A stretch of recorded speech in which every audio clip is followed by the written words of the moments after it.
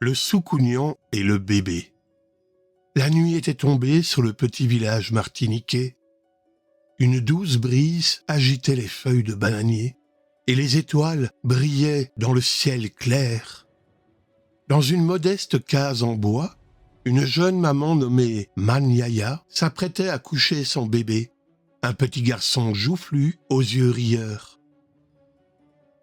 Maniaya avait épuisé sa réserve d'eau et devait se rendre à la source située à quelques pas de la maison.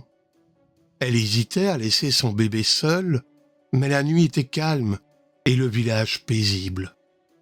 Elle embrassa tendrement son enfant, le borda dans son berceau et sortit en emportant sa cruche.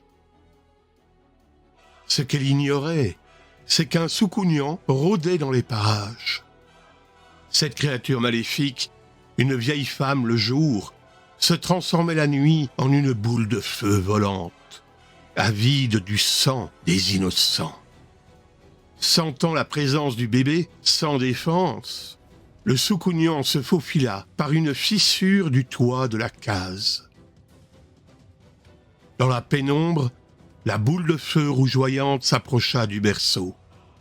Le bébé dormait paisiblement, ignorant le danger qui le guettait. Le Soucougnan s'apprêtait à plonger sur lui et à aspirer son sang lorsque Maniaya revint. Alertée par un mauvais pressentiment, elle avait accéléré le pas. En entrant dans la case, elle aperçut la lueur étrange et comprit immédiatement ce qui se passait. Sans perdre son sang-froid, elle se souvint d'un conseil que sa grand-mère lui avait donné. « Pour chasser un Soucougnan, il faut le piéger et l'empêcher de retrouver sa peau avant le lever du soleil. » Maniaya saisit une poignée de sel et de grains de riz qu'elle avait laissés sur la table.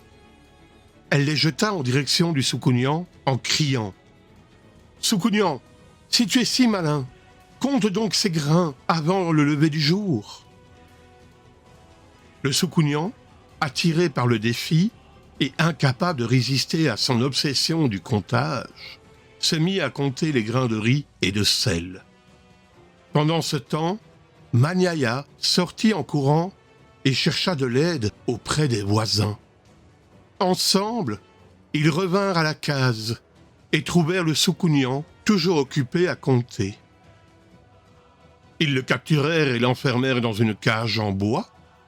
Au lever du soleil, la créature privée de sa peau se consuma et disparut en cendres. Maniaya et son bébé étaient sauvés. La nouvelle de son courage et de sa ruse se répandit dans tout le village. On célébra sa victoire sur le Soucougnan et on remercia les esprits protecteurs. Maniaya, quant à elle, ne laissa plus jamais son bébé seul la nuit et transmit cette histoire à ses enfants et petits-enfants pour que le souvenir du Soucougnan et la manière de le vaincre ne s'effacent jamais.